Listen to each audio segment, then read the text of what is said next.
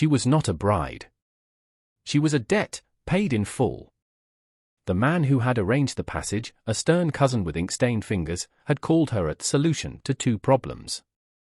His of being burdened with a spinster cousin whose womb was a barren field, and the other man's, a stranger on the far frontier who simply needed a wife. Any wife.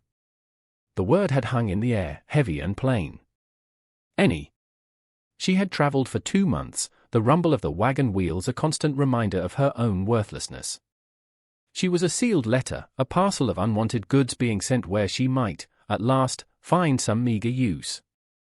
Her name was Ilara, but for the duration of the journey, she was simply the bride from the East. She had practiced the man's name in her mind. Silas. It sounded strong, like river stone. She imagined him to be as hard and unyielding as the land he worked.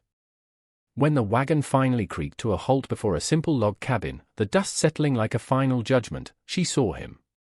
He was tall and broad, his face weathered by sun and worry, making him look older than the 30 years her cousin had mentioned. He was exactly as she'd imagined. But the 3 figures standing slightly behind him were not. They were children. 3 of them, lined up like solemn little fence posts. The tallest, a boy of about 12, had his arms crossed, his gaze a hostile flint. A smaller boy stood beside him, half hidden, his eyes wide and fearful. And a little girl, no older than 5, clutched a fold of the man's trousers, her face a pale, tear-streaked oval. Silence stretched, thick and suffocating. The driver cleared his throat, eager to be away. Silas stepped forward, his boots crunching in the dirt. He did not smile. He did not offer a greeting. His voice, when it came, was low and rough, like stones grinding together. My wife, Martha, she passed from fever last winter. He gestured with a slight nod toward the silent trio. These are my children. Caleb, Jonah, and Lily. Ilara felt the air leave her lungs. It was a single, sharp blow. A barren field. Her father's words echoed in the desolate quiet of her mind. She had been sent to this man to give him sons, to fill his house with life. That was her one, singular purpose, a purpose she already knew she could not fulfill. And here, life already existed. Life that was not hers, born of a woman who was gone, a woman who had already given this man everything Ilara could not. She was not just a replacement. She was a failure before she had even begun. She looked from Silas's grim face to the children's. She saw grief. She saw anger. She saw a tiny, bottomless well of loss in the little girl's eyes. This was not a home waiting to be built. This was a ruin. And she had been sent to haunt it. Silas seemed to read the shock on her face, but his expression didn't soften. It was not a plea, but a statement of fact. They need a mother. His words were not an invitation, they were a sentence. Ilara's own barrenness felt like a cruel joke, a cosmic taunt. They need a mother, and they sent him me. She looked at the children again, at their small, fierce faces, and a feeling she hadn't anticipated pierced through the layers of her shame. It was not pity. It was a strange, aching kinship. They were motherless. And in a way, she felt childless. 2 halves of a broken whole. She slowly, deliberately, stepped down from the wagon, her worn boots sinking into the soft dust. Her body ached, her heart was a leaden weight, but she straightened her shoulders. She walked past Silas, her gaze fixed on the 3 children. She stopped a few feet from them, sinking to her knees so she was at their level. The dirt stained her plain travel dress, but she didn't care. She looked at each of them, at Caleb's defiance, Jonah's fear, and Lily's profound sorrow. She held out her empty hands, palms up. Her voice was quiet, fragile, yet it carried in the vast silence. I cannot replace your mother, she said, her words aimed only at them. I wouldn't dare to try. But I am here now. A tear she hadn't realized was forming slipped down her cheek. My name is Ilara. If you'll let me, she whispered, her voice cracking, you can call me Mama. Caleb flinched as if she had struck him. He grabbed his siblings' hands and pulled them back toward the cabin, a silent, stark rejection. Silas watched, his face unreadable. Ilara remained kneeling in the dust, the setting sun casting a long, lonely shadow behind her. She had arrived. And she was utterly, completely alone. The first week was a war of silence. Ilara moved through the small cabin like a ghost, terrified of disturbing the dust of a life that wasn't hers. Martha's presence was everywhere. It was in the neat stack of mending by the hearth, the faint scent of lavender in the linen press, the way the single rocking chair was angled perfectly to catch the morning light. The children were her sentinels, their eyes following her every move. Caleb's were filled with open contempt. He spoke only to his father, and if Ilara passed him a piece of bread at the table, he would take it without a word, without a glance. Jonah was more elusive, a shadow who would disappear for hours, only to be found staring out at the unforgiving prairie from the barn loft. It was little Lily who was the most heart-wrenching. She would not speak at all. She carried a small, worn rag doll everywhere, a relic of her mother, and would sometimes stand in the middle of the room, her thumb in her mouth, her gaze fixed on some point in space only she could see, lost in a world Ilara could not enter. Ilara tried to make herself useful. She cooked, but her bread was heavier than Martha's had been, a fact Caleb made clear by pushing his crusts to the side of his plate. She tried to clean, but she put the tin plates on the wrong shelf, earning a sharp, corrective gesture from Caleb, who moved them back to their proper place. Each small failure was a fresh wound. She felt like an imposter, an actress in a play for which she knew none of the lines. Silas was a quiet, constant presence. He would leave before dawn and return after dusk, his body weary from the endless work of the farm. He never criticized her. He never complimented her. He simply ate what she put before him, his gaze distant. He fixed the loose floorboard she tripped on without being asked. He sharpened the dull kitchen knife she struggled with. His kindness was entirely practical, devoid of warmth, and in some ways, that made it harder. It was the kindness one would show to a new piece of farm equipment, not a wife. One evening, after a particularly difficult day where Lily had cried inconsolably for an hour, Ilara saw Silas sitting on the porch steps, a block of pine and a small knife in his hands. His large, calloused fingers worked with a surprising gentleness, shaving away thin curls of wood. He was carving something. She watched from the shadows of the doorway as the shape of a small bird began to emerge from the wood. The next morning, the little carving was sitting beside Lily's bowl at the breakfast table. Lily stared at it, her crying from the night before forgotten.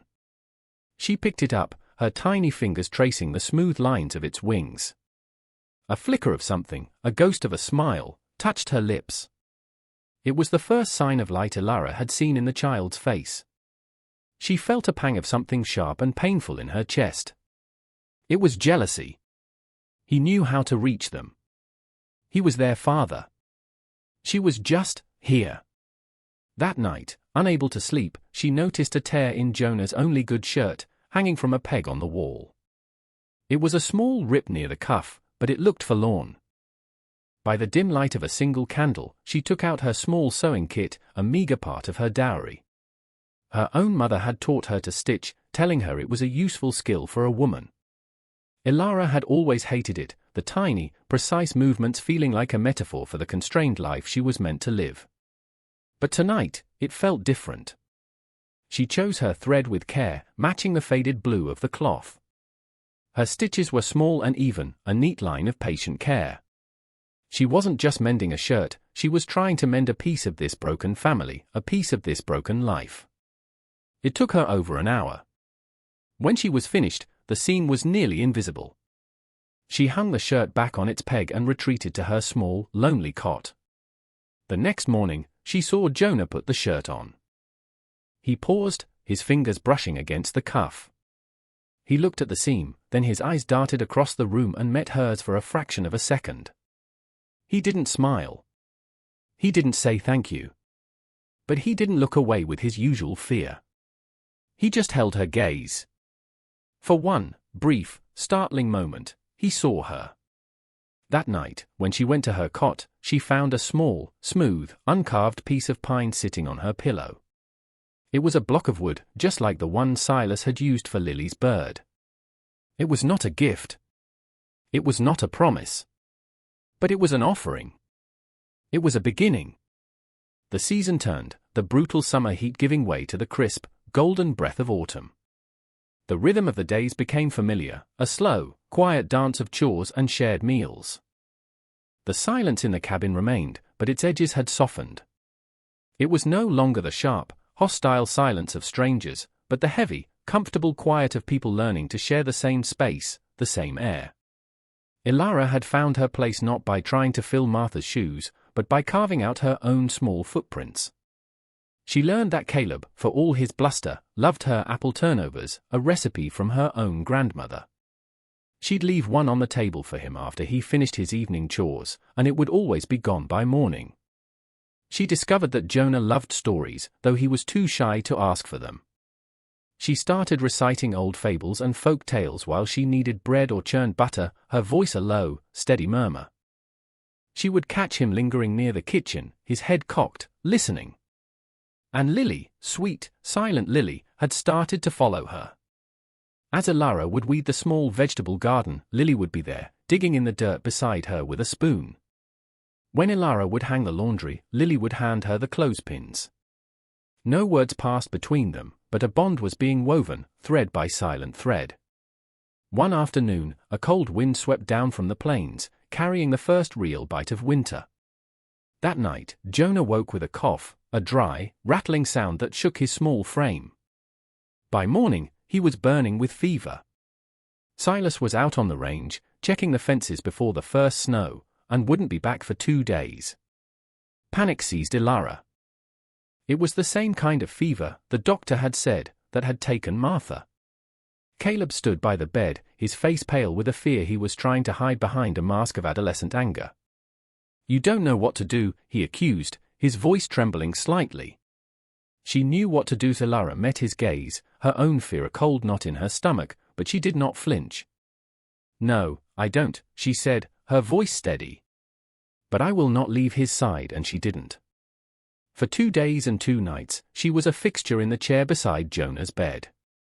She bathed his forehead with cool water, spooned weak broth between his cracked lips, and held his hand when the fever dreams made him cry out. She spoke to him in a low, constant whisper, telling him stories, humming tuneless songs, promising him that morning would come. Caleb watched her, his hostility slowly dissolving into a grudging respect. He brought her water without being asked. He kept the fire stoked. He even coaxed Lily into eating a little, keeping her out from underfoot. On the morning of the 3rd day, the fever broke. Jonah opened his eyes, his gaze clear for the first time in days.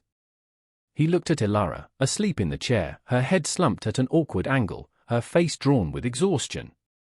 He reached out a weak hand and touched her arm. Ilara's eyes fluttered open. She saw him looking at her, truly looking, and a small, weak smile touched his lips. "Your stories are better than Mama's were," he whispered, his voice raspy. She always forgot the endings. It was the cruelest, kindest thing he could have said. It acknowledged the ghost between them and, in the same breath, allowed Ilara to be her own person. Tears welled in her eyes, tears of relief and a profound, aching gratitude. When Silas returned that evening, he found the cabin quiet. He walked in to see Jonah sitting up in bed, looking pale but peaceful, while Ilara read to him from a worn book. Lily was curled at the foot of the bed, asleep, and Caleb was quietly whittling a piece of wood at the table, a skill his father had clearly taught him. Silas stopped in the doorway, taking in the scene. His gaze met Ilara's over the top of the book. He didn't speak. He didn't have to. For the first time, she saw the harsh lines of worry around his eyes soften. He saw a home. Not a ruin, not a house of ghosts, but a home. That night, after the children were asleep, Ilara found him on the porch, working on the small block of wood he had given her. He was carving. He glanced up as she approached, then looked back down at his work. "The boy is strong," he said. It was more than she'd ever heard him say at once. "He has a good mother," he added, his eyes never leaving the wood in his hands. Ilara's heart stopped. He hadn't said a new mother, he hadn't said a mother again, he had simply said, a good mother. She stood beside him, watching the blade shave away the pine, a feeling of peace settling over her, as soft and quiet as the coming snow. Winter settled over the prairie, blanketing the world in a pristine, unforgiving white. Inside the small cabin, however, a tentative warmth had taken root. The silences were now filled with the small sounds of a family, the scratch of Caleb's pencil as he did his lessons, the murmur of Ilara's voice as she told a story, the soft thud of Lily's doll falling to the floor. The change was so gradual Ilara hardly noticed it until the day Lily finally spoke to her. Ilara was kneading dough, her hands covered in flour, when the little girl tugged on her skirt. "More," Lily said, her voice a tiny, rusty thing from disuse, as she pointed to the scrap of dough Ilara had given her to play with. Ilara froze, her heart hammering against her ribs. She looked down at the child, whose eyes were fixed on hers, open and trusting. Ilara smiled, a real, unburdened smile that reached her eyes. She tore off another piece of dough and handed it to the girl. "Of course, sweet girl. As much as you want." From that day on, Lily's words came like a slow spring thaw, a trickle at first, then a steady stream. The greatest shift, however, was in Silas. The space between them, once a vast and empty canyon, had begun to close. He would speak to her of the farm, of his plans for the spring planting. He would tell her about a hawk he'd seen, or the way the ice formed on the creek. They were small things, but they were offerings, pieces of his world he was laying at her feet. He started carving her bird from the block of pine in the evenings, and she would watch as the intricate feathers and delicate head took shape under his masterful hands. The bird was becoming beautiful, a perfect, wild thing, and she knew, with a certainty that made her breath catch, that he was carving a likeness of her soul as he saw it. The world they had built was a fragile one, a bubble of peace in a harsh landscape, and it was about to be shattered. One afternoon, a handsome carriage, entirely out of place in their rugged world, pulled up to the cabin. A woman emerged, dressed in a fine wool coat and a hat adorned with a peacock feather. She was tall and severe, her face a mask of pinched propriety. Silas stiffened beside Ilara on the porch. "Beatrice," he said, his voice flat and cold. Martha's sister Beatrice's gaze swept over the humble cabin with disdain before landing on Ilara. Her eyes narrowed, taking in Ilara's simple dress and flour-dusted apron. This was the face of the world Ilara had left behind, a world of judgment and whispered condemnations. "Silas," Beatrice said, her voice sharp and brittle. "I came as soon as I heard. It took months for the news to reach me. That you had remarried." She said the word as if it were an obscenity. And to her eyes raked over Ilara once more, a dismissal in a single glance. "I have come for the children. They will not be raised by a barren stranger. They are my blood. They belong with me, in a civilized home." The word barren struck Ilara with the force of a physical blow, stealing the air from her lungs. It was the old shame, the old curse, spoken aloud in her new home. The children, drawn by the strange carriage, had gathered in the doorway behind her. She could feel their fear, their confusion. Silas stepped forward. "They are my children, Beatrice. And this is their home, this is a hovel," she snapped. "And she pointed a gloved finger at Ilara, "can never be their mother. A mother's love comes from her own body, from her own blood. What can a dried-up, empty vessel like you possibly know of that love? You are a convenience, a farmhand in a dress. You will be cast aside as soon as a proper woman, a fertile woman, comes along." Every word was a poisoned dart, aimed to kill the fragile hope Ilara had nurtured. She felt herself shrinking, the old feelings of worthlessness washing over her. She was nothing. She was a fraud. She looked at Silas, expecting to see doubt in his eyes, but saw only a quiet, resolute anger. He looked at her, and in his gaze was a strength that he seemed to be trying to pour directly into her. He did not speak for her. He was waiting for her to speak for herself. She turned away from Beatrice, away from the venom and judgment. She looked at the 3 children huddled in the doorway. Caleb's face was a storm of anger and confusion. Jonah was pale, his eyes wide with fear. And little Lily was clutching the wooden bird Silas had carved for her, holding it like a talisman. Ilara's voice, when it came, was not loud, but it was clear and resonant, forged in the fire of months of silent devotion. "You are wrong," she said, her gaze locked on the children. A mother is not the one who gives you life. She took a step towards them, her heart exposed. It's the one who teaches you how to live it. She looked at Caleb. A mother is the one who patches your shirt and knows you like extra cinnamon in your turnover. She looked at Jonah. She's the one who holds your hand in the dark and finishes the story so you know the hero makes it home. Her eyes fell on Lily, and her voice softened to a whisper. A mother is the one who is there. The one who stays. She stopped, her chest aching. She had said her piece. The choice was not hers. It was theirs. Silence descended. Beatrice watched, a smug, triumphant smile on her face. Then, Caleb moved. He walked slowly, deliberately, out of the doorway. He crossed the space between them and, in front of his aunt, in front of his father, he took Ilara's hand. His grip was firm, unwavering. A moment later, Jonah followed, taking her other hand. Finally, little Lily ran forward and wrapped her arms around Ilara's legs, burying her face in her skirt. She looked up, her eyes shining. "My mama stays," she said, her voice full of a child's simple, profound certainty. Beatrice stared, her face ashen. She had been defeated, not by arguments or anger, but by a truth so simple it was unbreakable. Ilara stood there, anchored by the 3 children, her heart so full she thought it might burst. She was not a barren field. She was a harbor. And her ships had come in. The winter snows melted, and the prairie bloomed with a fierce, wild beauty. The carriage with the peacock feather never returned. Beatrice had vanished back into the world of rigid rules and cold propriety, leaving behind a silence that was, for the first time, truly peaceful. The cabin was no longer a house of ghosts, it was a home, filled with the warmth of a family forged not by blood, but by choice. Ilara's days were a tapestry woven with purpose. She moved with a confidence she had never known, her steps sure, her hands capable. She was no longer an imposter. The title of a mother fit her as comfortably as her own skin. Caleb had become her steadfast helper, his youthful cynicism replaced by a quiet, protective loyalty. He would talk to her for hours about the animals and the land, sharing the world he loved. Jonah, her quiet listener, now read stories to her while she worked, his voice growing stronger and more confident with every page.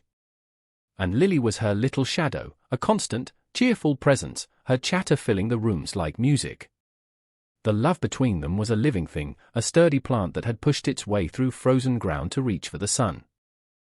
Her relationship with Silas had blossomed in the quiet light of this new life. Their conversations were still sparse, but their shared glances were full of meaning. A touch of his hand on her arm as he passed was more eloquent than a sonnet. He saw her, not as a solution or a replacement, but as the woman who had brought his family, and his heart, back from the brink. One evening, as twilight painted the sky in shades of violet and rose, Silas sat on the porch, putting the finishing touches on his carving. He had worked on it patiently for months, in stolen moments at the end of long days. He beckoned Ilara over.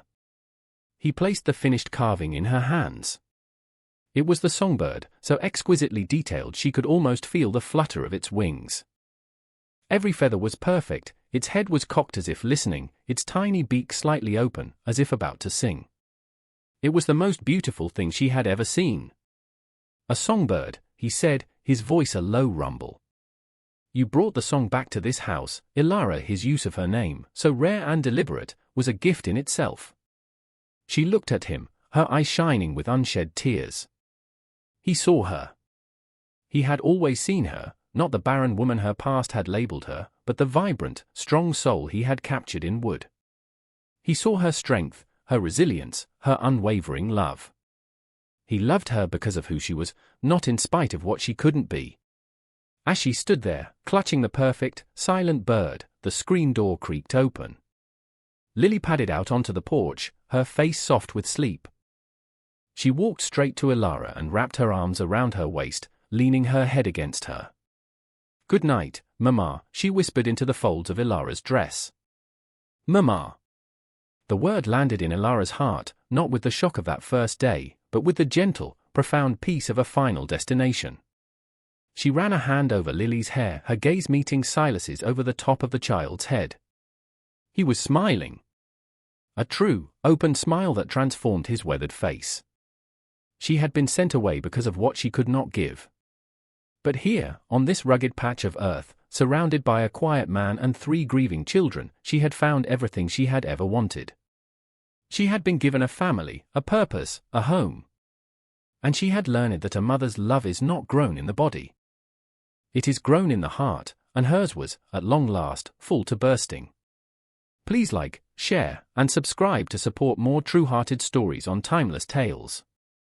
If you had seen her there, kneeling in the dust on that first day, would you have believed in the mother she could become? Tell us in the comments.